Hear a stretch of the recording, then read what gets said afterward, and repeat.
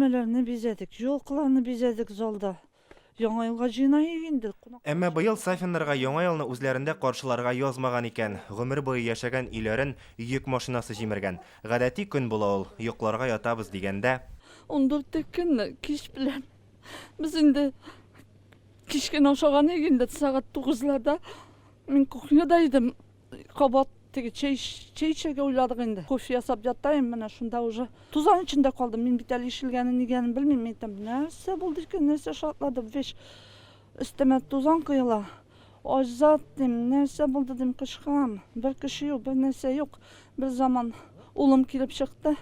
Әни машина керде бүген узбага ди. бу вакытта йортта Рәзидә белән аның 2 улы була. Аларның берсе 18 яшьлек Илназга тумыштан ДЦП диагнозы куелган. Ул йөри дә, сөйләшә дә белми. Малай аерым бүлмәдә була. Иң зур зыян 21 яшьлек Айзатка эләгә. Ул йортның машина килеп кергән пычмагында булган. Шул тавышларга чалып килдем инде, тәзә карадым. И шунда караганда шул КамАЗның фарсын күренде инде.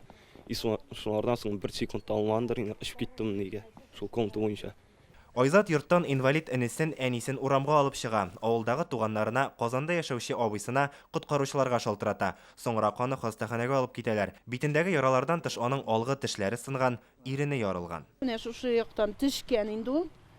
Ул поворотка сыймаган күрәсең.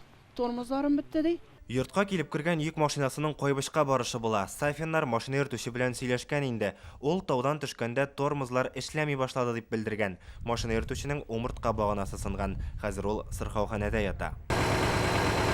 Бүген фаҗига урынына йөк машинасын алып китәргә дип оешма вәкиле килде. Әмма ул безнең белән аралашуны кирәк дип тапмады. Өйгә керү тыела, һәм бу мөмкин дә түгел. Шунысын билгеләп үтәргә кирәк, хуҗабикә 3 ел дәвамында өчен очка ялгый йортка ремонт ясаган була. Хәзер аны төзекләндереп булмаячагы көн кебек ачык. Сафиннар шунысына гына сөенә, үзләре исән калган. Узган гасырда төзелгән йортның бер өлеше агач, бер өлешен күптән түгел кирпечтән торгызган булалар. Өйдә беренче төркем инвалид яшәвен исәпкә алып, аның өчен барлык уңайлыклар булдыралар. Башка елларда гел иминиятләштерелгән йортка быел страховка да ясамаганнар. Страховкасы юк. Менә кредиты бар да, 3 ел әле түлисе тагы. Йөк машинасы газ турбаларында эзе. Авылда зәңгәр ягулыкны иртәнге 5-тә генә бирәләр. Фаҗигадан соң урынга башкарма комитет вәкилләре килеп, икенче көнне үк ярдәм вәгъдә итә. Әмма бүгенгә кадәр Сафиннар безнең белән элемтәгә керүче юк ди. Аптырагач башкарма комитетка үзләре баралар. Исполкомга кирдек тәхә, бөтенебез. Безне күрмәделәр, совещание дип калдылармы? И заявление гына язып калдырдык дигән. 2 көн үтә инде язганга, пока беркем шылтыратмады.